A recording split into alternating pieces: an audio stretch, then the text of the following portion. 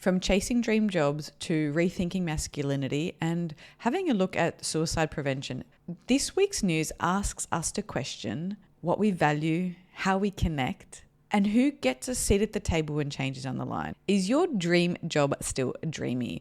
This was an episode on the ABC podcast, This Working Life, and it really caught my attention because I'm one of those people who love what I do for work. And I always had that belief, like many others, that if you do what you love for work, you never work a day in your life. And as it turns out, it means you end up working almost every day of your life. Every book I read is related to my work. Every professional development, everything I'm learning, I spend tens of hours outside of business hours doing what I love.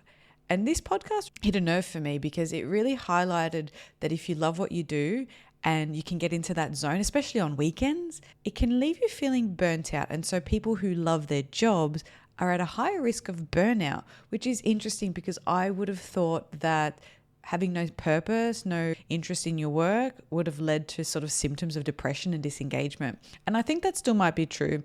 And there's some really good research that talks about that in the book Lost Connections, and I'll do a book review about that very soon. This episode was talking about whether passion leads to fulfillment and what we can do about it. So if you're working all weekend, like I sometimes tend to do, does that then put me in a burnout position? Does that make me more tired when I show up the next day? Does it mean I never get to switch off?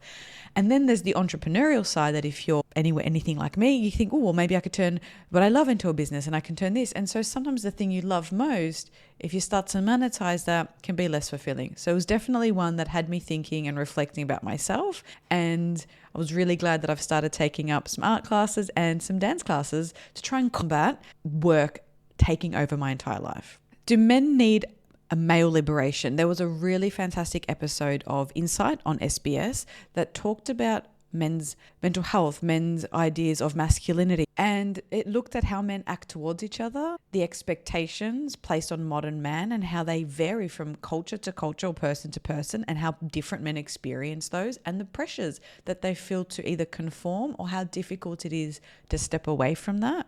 And it really talked about the importance of good role models, both male and female, that a lot of men don't have strong female role models and may not have good quality male role models either. And in this episode, there was a real call for men to reflect on their power in relationships, to reflect on gendered expectations, even around sexuality, because not all men are heterosexual, and thinking about how they support each other, how men show up for their mates, and what behavior they allow to pass or what they police or don't in other men, both good and bad, things that they allow to happen that they maybe should step up with, and things that they might tease or mock that may not be worth doing anyway.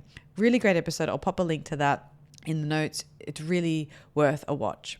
And last month, probably a little longer than that, the Mental Health Commission published its National Suicide Prevention Strategy for the next 10 years, which emphasizes the inclusion of people with a lived experience in its prevention efforts. Now, it's got lots and lots of recommendations, and you can follow that up. I'll pop a link for you as well. But there was an ABC article that talked about lived experience being a valuable contribution to this strategy. And I really wanted to talk about that. In mental health, we sometimes undervalue or under-resource people with a lived experience, and it needs to be included. I think it's a really important role where people who've lived through suicide in this case, who've had non-fatal suicide attempts or who have engaged in mental health services, are really well placed to know what works, what doesn't work, and share their experience, not as a tick box exercise, but add meaningful contribution and provide them with the right support so they are not further traumatized or activated or triggered, and that they have got the support around them to perform that job really well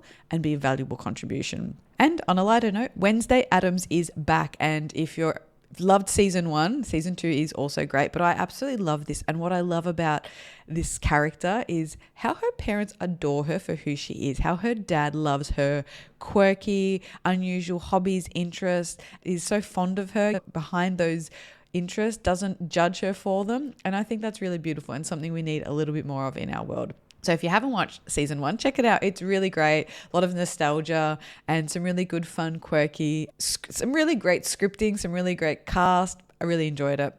And that's it for the weekly wrap. If there's something you want to learn more about, let me know. I'd like to do maybe a full episode on it. And if you've got a story that I haven't covered or something that you want to learn a little bit more about, get in touch. Thanks for now. Bye.